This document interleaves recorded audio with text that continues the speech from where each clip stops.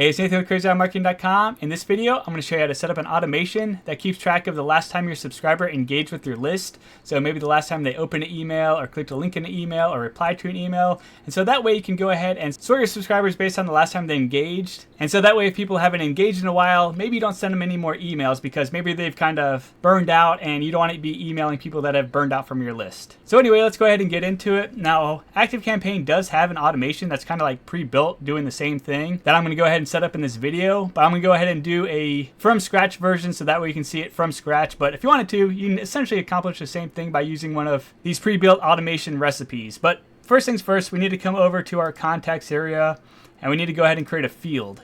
And we're going to go ahead and add a field. I'm going to go ahead and call this last email engagement, but you can call it whatever you want just so you can keep it organized. And then I'm going to leave it in the general details group, but you can put it in a different group if you want to. I have another video all about custom fields, so if you need help, please check out my YouTube channel. And for field type, we're going to go ahead and do a date right there.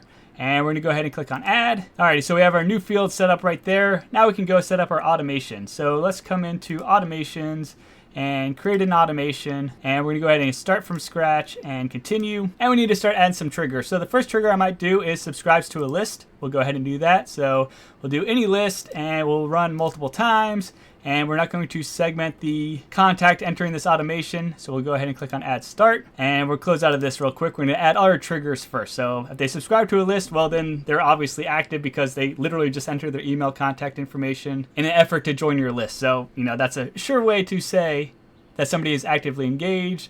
So coming over here, another option is every time somebody opens or reads an email, and we'll go ahead and do a standard campaign. So any email, any list, and we're going to go ahead and change this to running multiple times as well. So anytime they open any email, they're actively engaged. So we want that to run. We'll go ahead and add a start and close out of this. We'll add another trigger. And in this case, if they click on a link in an email, so click that option, and we'll do our standard campaign. So any email, any list, and run multiple times and add start. And just for the sake of example, we'll also do if they reply to an email. So reply to an email and standard campaign and any email, any list, and multiple times and add start. Alrighty, so if they've done any of these 4 actions, subscribe to a list, read an email, clicked a link in an email, replied to an email, well then they're obviously engaging with our emails. So we need to go ahead and update that particular field. So we'll click this button right here, and we want to come to contacts, and we want to go ahead and click on update a contact. And we're going to go ahead and select the last email engagement field that we just set up, and we want it to be the current time, right? Because this is the last time that they engaged with our email list. So current time right there, and we'll click on save. And then let's go ahead and name our automation as well. So come up here, and I've named it update last email engagement field. We'll go ahead and click on save.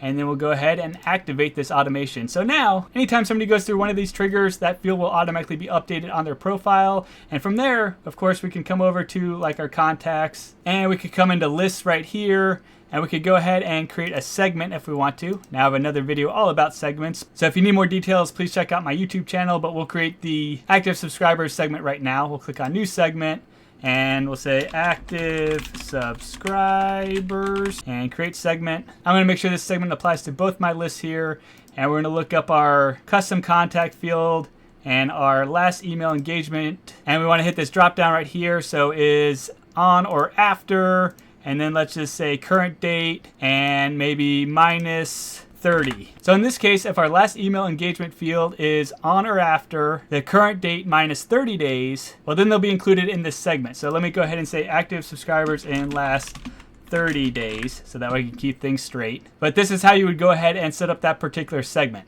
And so that way when you're sending your emails, you're making sure that you're sending it to people that have engaged, in the last 30 days. So you can go ahead and click on save.